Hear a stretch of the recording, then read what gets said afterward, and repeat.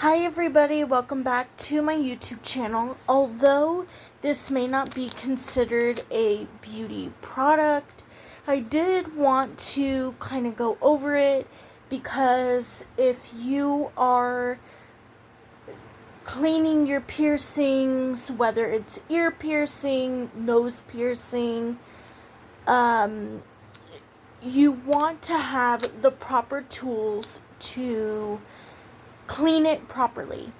And I think that piercings could be considered under the beauty category.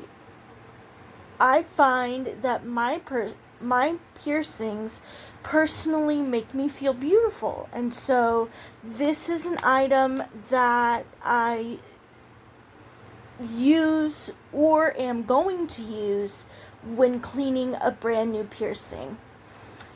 In my case, my right ear, my second piercing in my right ear was open.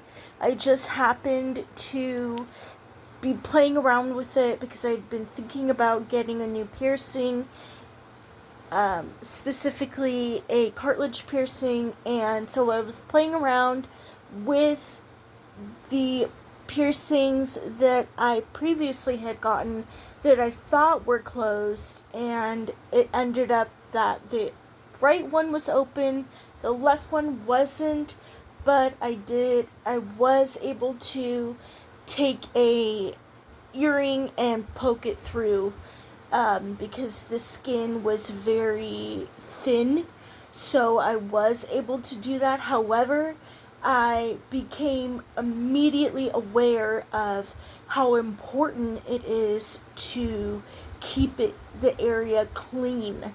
And so that's why I went ahead and got some antibacterial soap. I recommend not using scented soaps. Even if it's antibacterial, if it's scented, I recommend not using it.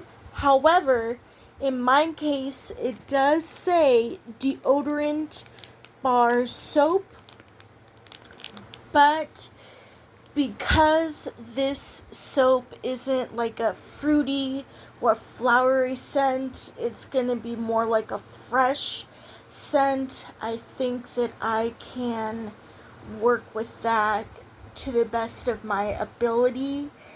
However, if I do end up getting a cartilage piercing, that I will be using what is recommended. A lot of times, piercers will give you a cleaning solution.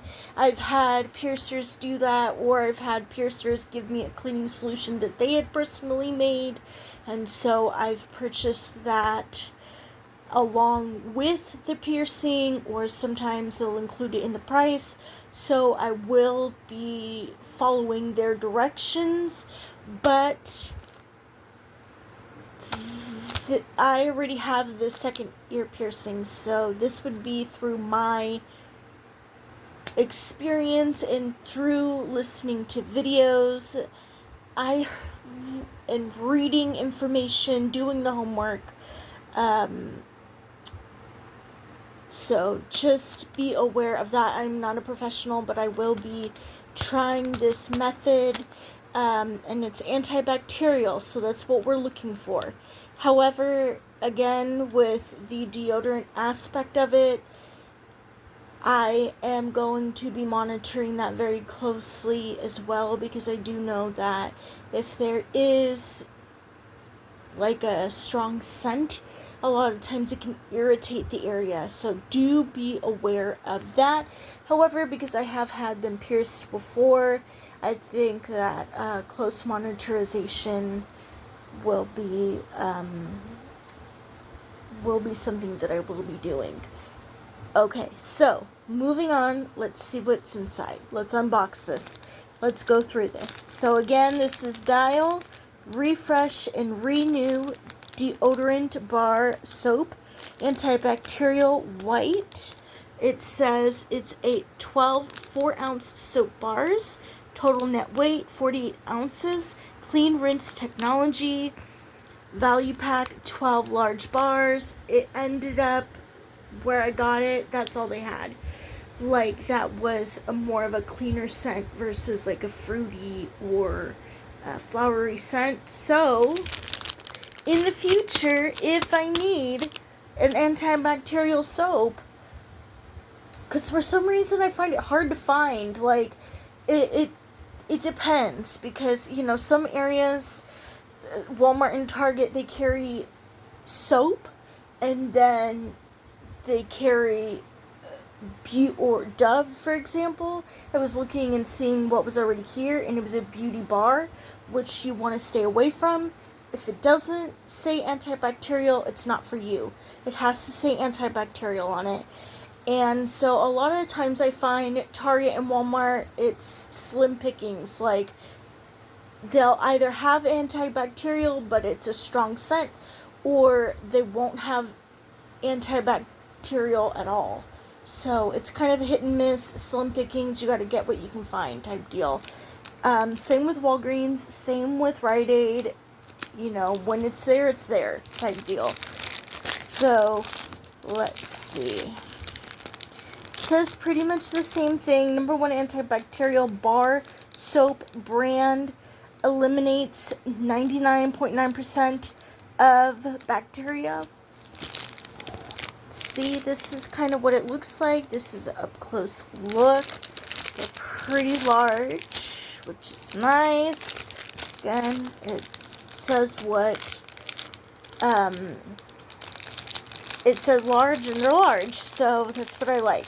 I'm not going to try to open this because I feel like it's going to be difficult, and it's just going to take time while I am struggling to open it. Oh, this is nice. Okay. So this is a cool little packaging. It says open here, so you'll know. And then you just grab one. I'm not going to open it fully, but for the sake of this video, you just grab one. And then it says not for individual sale, in case of eye contact, flush with water, antibacterial soap bar. You especially want to stay away from those beauty bars because they're heavily scented. So, antibacterial is the way to go. And what I'm going to do is I'm going to put a Q-tip in warm water, and I'm going to rub it on the surface of this, and then I'm going to clean the piercings, not just the left one that I opened up myself, but both, one on each end of the Q-tip so they're not touching each other. I really want to be serious about this because I don't want infection, and I really like the piercings, so I want to be good about this.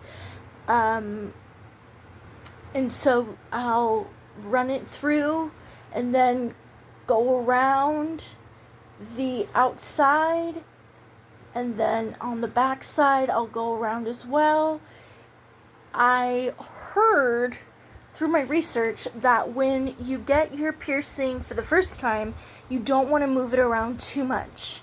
So, but because these piercings aren't new, I probably will be moving it around a little bit just to make sure that it's kind of, you know, moved around in there and secure and that everything's okay.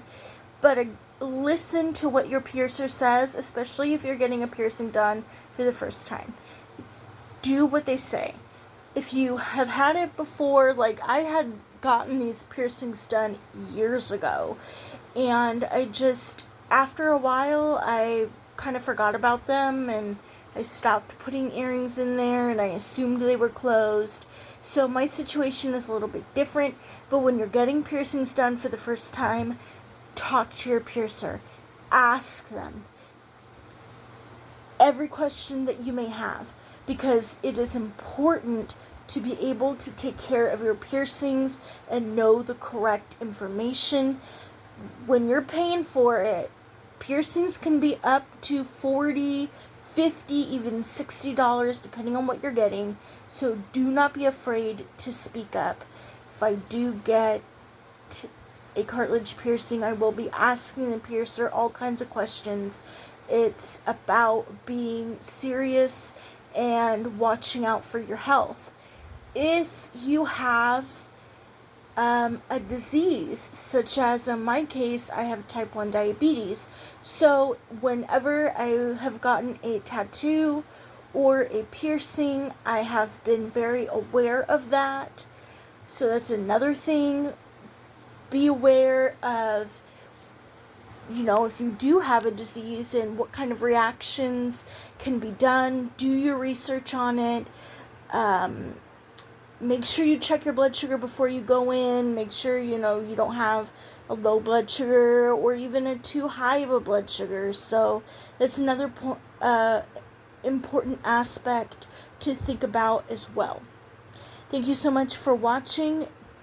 If you were so inclined to like, subscribe, and even leave a respectful comment, I will very much appreciate it. If you have any information on this, please enlighten everybody. Let us know. The more information that we share, the better. Again, I don't know everything, so if you have something to share from your experiences, this is a safe area and community to be able to share what we've learned and learn from each other. Thank you so much again, and I'll see y'all soon.